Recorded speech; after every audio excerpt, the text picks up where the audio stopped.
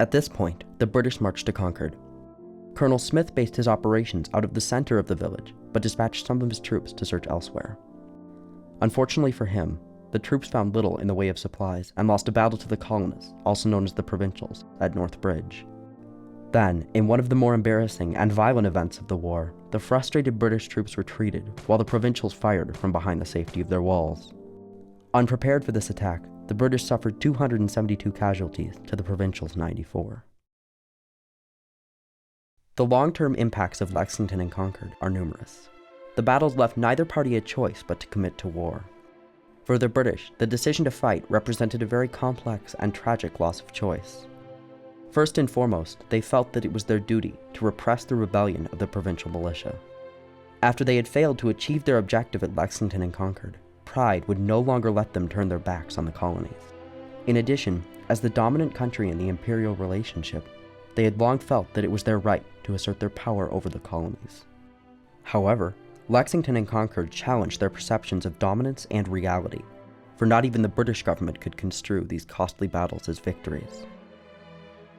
Tragically, for the government back in London, the bloody task of maintaining their status as the sole sovereign entity within their empire was paramount, even if that particular path led to war.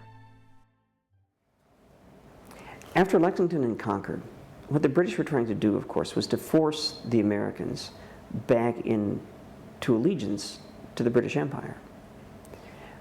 But American allegiance had always rested on Americans' conviction that the crown was just and benevolent.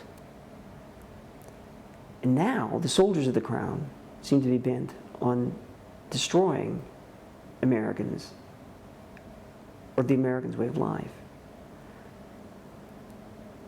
So the British simply realized, too late, that allegiance is something that you cannot force. That you simply cannot make somebody love you. You can't make someone trust you by pointing a musket at his head. For the colonists in 1775, the beginning of the Revolution committed them irreversibly to war in that they had fired openly on their British superiors. Nobody had wanted the tragic conflict at Lexington and Concord to take its somber hold on the nation, and yet it did. Having lost any hope of pardon from the British government, the provincial militia was suddenly devoted to a war that they were unprepared to fight. For all but a radical fringe, war was a graver step than protest. Thus, many colonists were forced with little choice into what seemed a tragic commitment to a cause. Although similar, the American and British commitments to battle after Lexington and Concord had differences that would determine the war's outcome. The Americans, in contrast to the compromised position of the British, had always maintained strong ideals. Their decade of protest against British control had defined a patriotic cause to fight for. Although the circumstances around Lexington and Concord stripped them of their power to decide against the war, the colonists eventually understood the necessity of conflict.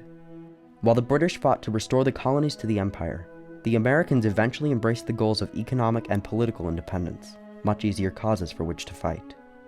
It was this foundation that kept the war effort going within the colonial government, even through tough times for the militia and the Continental Army. With the publication of the Declaration of Independence in 1776, and later the victory at Saratoga that garnered international support, patriotism swelled. The Americans' binding conflict with the British ultimately served to create triumph in that it exploited the weaknesses in London's strategy. The fact that Lexington and Concord were initially seen as a misfortune shows that triumph and tragedy are entirely contingent upon one's historical perspective. For the Americans, the small military victory at Concord had far-reaching impacts that pushed the Revolutionary War in their direction. However, this was not initially obvious. Though now this historic battle is largely viewed as a defining and immediate victory, for the Americans at the time, the transformation from tragic commitment to triumphant success simply did not occur overnight. Indeed, the tragic effects of Lexington and Concord lingered in America for many years. However, the true significance of the battles lies in their ultimately triumphant nature. Although decidedly committed to war, the Patriots felt a very positive sense of duty. George Washington expressed the complexity of their situation well in a letter to George William Fairfax, written on May 31, 1775, concerning the battles of Lexington and Concord. Unhappy though it is to reflect that a brother's sword hath been sheathed in a brother's breast, and that the once happy and peaceful plains of America are either to be drenched with blood or inhabited by slaves. Sad alternative, but can a virtuous man hesitate in his choice?